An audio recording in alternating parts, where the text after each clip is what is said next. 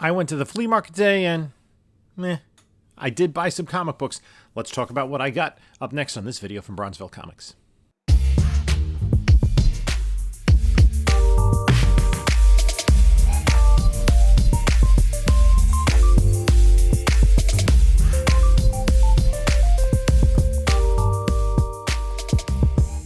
Hey there, panelologists. This is Jim from Bronzeville Comics coming to you with another video. Before we get started, like, comment, subscribe.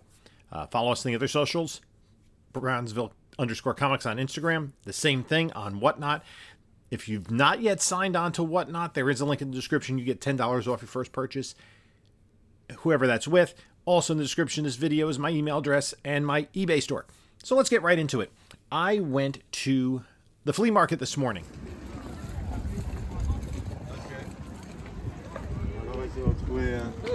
J'aurais dû dire 5, le mec il y a même pas.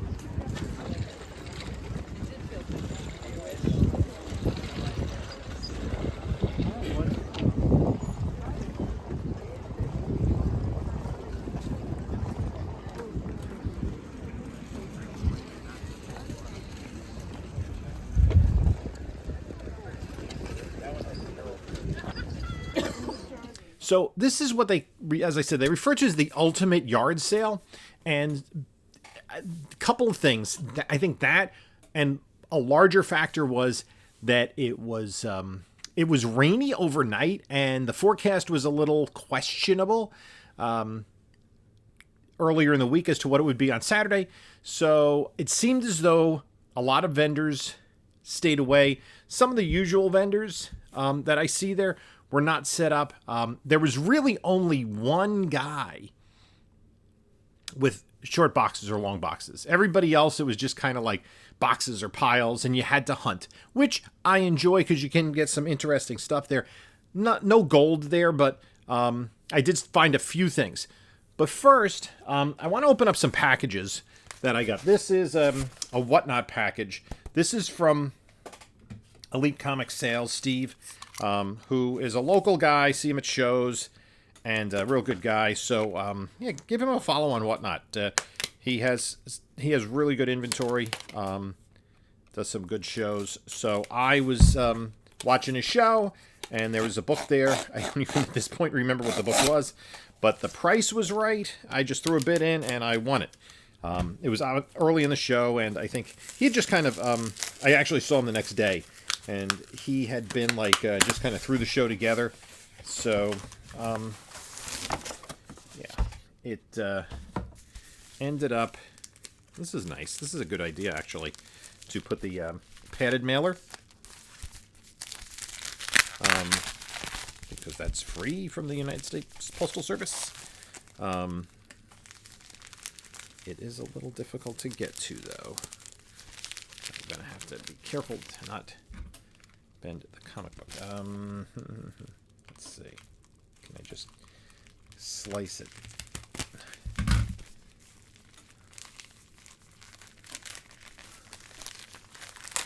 There we go. Okay. We're going to extricate this comic book from this packaging. And what do we get? What do I remember? It's a semi-key, as I recall. Oh, and it's actually something that has come up recently.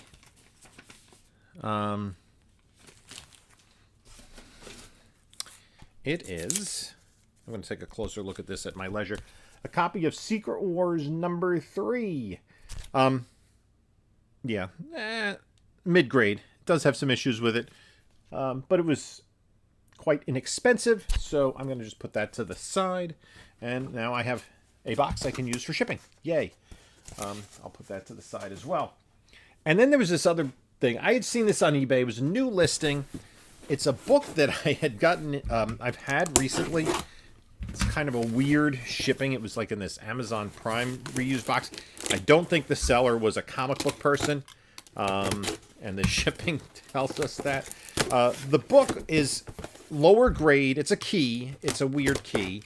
But I think the price was well below fair market value. So in this box is an envelope. And I'm assuming in the, so this is just going to be recycled.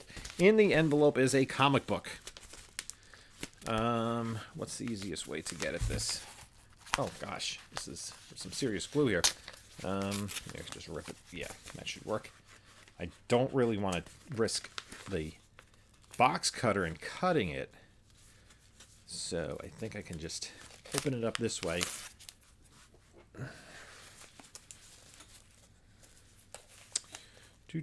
Be patient. Yeah, there's a little bit of a bubble mailer to this. And there we go. Okay. Yep, that goes here. So it is lower grade. I'm going to have to take a closer look at this. But I think even in real low grade, this was a good price. I got it for $20. And it's Lois Lane, number 106, the I Am Curious Black issue. So I thought that was a good pickup. And I think the shipping was free. So I think this was $20 all in. I don't know. I don't remember if there was sales tax or not. So I'm pretty happy with that purchase. So let's get into the flea market finds. I told you there was one guy with long boxes. I got this from him. It's Avengers 223. This used to be, this was a really hot book around the time of Civil War, right? That's when this kind of shot was reenacted with Hawkeye putting Ant-Man on the arrow. It is a newsstand, right? It's not quite high enough grade, I don't think, to get graded. Then I'm going to hold on to this. This is going to go a little bit of my spec box. Barbie Fashion number 1. I'm not sure if it's a newsstand or not. Everything I see, they all have the UPC code. But that's a pretty cool book with the Barbie movie coming out. And it also has, came in a poly bag. The poly bag was open. I took it out of the poly bag and saved the credit card that it came with. Then I think this was $1. I'm trying to pick up the Booster Gold Run. I didn't pick this up at the time, and I'm just kind of, fetching this out of dollar bins. An indie number 1, Hamster Vice, from, what is that? Blackthorn Publishing. This was, probably inspired by Teenage Mutant Ninja Turtles. Another dollar pickup. Actually, I think I spent a couple bucks on this. Captain Planet newsstand edition. This I didn't notice at first. I'm like, ooh, Web Spider-Man 1. And then when I got it home, I'm like, oh, it's missing. And it's hard. It's disguised because the color of the cover is similar to the color of the inside front page. But it's got a chip off of it. That classic Charles Vess cover. I paid more than $1 for that. That was like $4. As was this. Amazing Spider-Man 211. This was like $1.50. Youngblood number 2. That's the first appearance of Prophet. Man of Steel number 1. I think that was $1 or $2. This was a $1 book. It's in rough shape, but I think for what it is, it's pretty cool. It is Mary Poppins number 1. It was the only issue of the series. On CLZ, there's a different cover. I think there might have been 2 editions of this. I think one came out in 64. I think this one came out in 65, near as I could tell. But a cool photo cover with Julie Andrews and Dick Van Dyke on there. A classic piece of Americana. That's pretty cool. Also, this is $1. Spine's a little rough on this one, but it's Buster Brown. These, I think, were giveaways at the shoe stores. Buster Brown were a brand of shoes way back in the day. I remember as a little kid, that was kind of the shoe store you would go to as a kid and get shoes. Because when I was a kid, we wore shoes to school. At least I did up until maybe about 5th grade. You didn't wear sneakers. That was for playtime.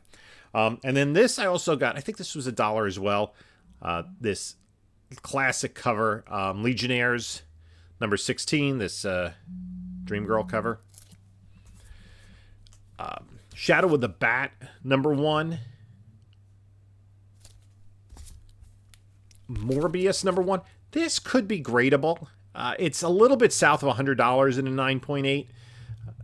It's not Morbin time. So this is another book. I might just throw this in a 9.8 pre-screen. It's really minty. And it's not a book you're really going to press because of the glow-in-the-dark cover. This is a book that I got it from the same vendor as the other 2, but it's a little bit lower grade. Otherwise, this would be submittable. I think just because of the Art Adams cover, I don't think it's going to get to a 9.8. I might take a closer look. I think there are a few too many. There are spine ticks. They don't seem to be color breaking, but I think this is not quite going to be a 9.8. This was 50 cents. Magnus, Robot Fighter, and Nexus. I picked this up for the PC because I like Nexus, and I don't think I had that. This is the first appearance of Jessie Quick. Now, what I'm going to do next, she is the daughter of Johnny Quick and Liberty Bell, who are Golden Age heroes that kind of were had a romantic relationship starting in the All-Star Squadron run. And she kind of inherited both her parents' powers. She's been Jessie Quick at some times, Jessie Chambers at other times. So the other thing I came across were these Walmart 3-packs. These are from 1991, when the and I there were a few of these. I figured I would take the ones that had the best kind of value in a of the front book. There's 3 in the pack. And at this point in time, there were some ratio variants that came out that do carry more value. And some people have gotten lucky with these. This was kind of a thing a couple of years ago to open these packs. So I'm going to take a look to see. So this is Thor 1. This was the one I knew was there. That is... that book has some value. And then this lenticular cover of Iron Fist. I don't know what this is. Is it Iron Fist #1 or 73? The first lenticular with the first saber tooth. That's pretty cool. I don't think that has the value. But this one, let me take a look at this one. Star Wars Greatest Moments variant. Star Wars 62 is that? Unfortunately, it has a ding in the bottom right corner. But let's take a look. I'm really not familiar with a lot of these modern variants. So 62. And that would be Greatest Moments variant or Greatest Hits variant, and the web server is down for for cover price. No, there we go. Yeah, it's a $6 book. Not a lot of data on this Thor book. It was selling for about $10 in 2021. And this is Iron Fist 73.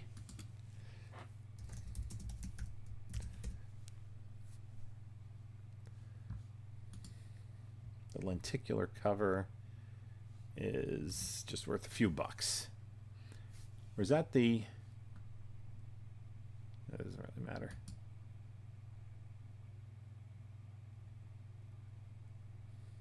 No.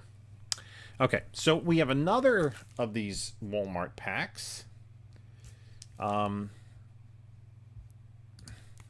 This had Aliens 1 as the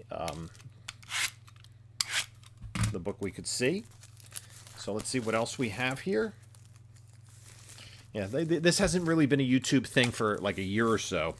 These opening these Walmart packs. So this is like a little, and I never really did one because my local Walmart did not carry these 3-packs. So something seems a little thicker in here. Let's see if we get lucky. So we have Alien #1.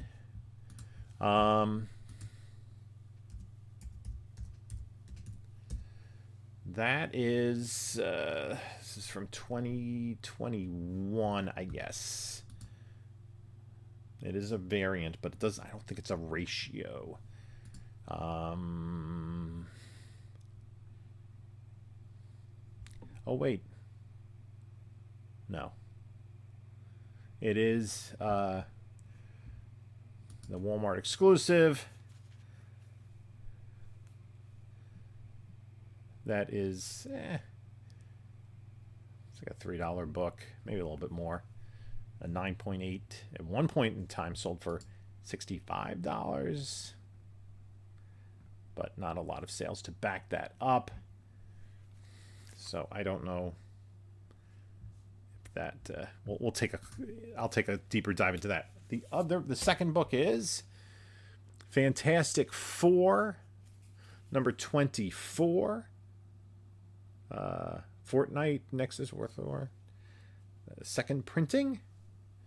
So let's look that one. That doesn't seem particularly Fantastic Four 24. It is an Arthur Adams cover. So that is something to be said for that.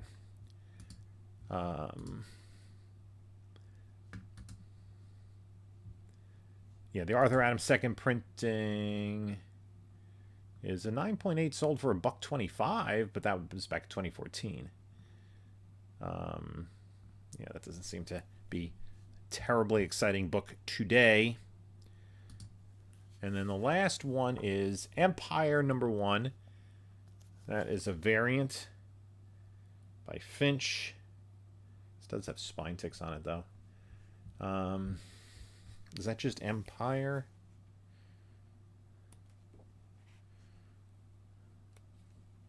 So I don't think I hit a home run on these.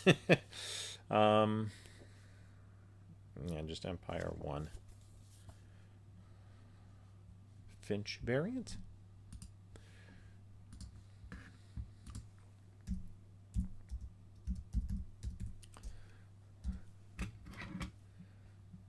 Let's see.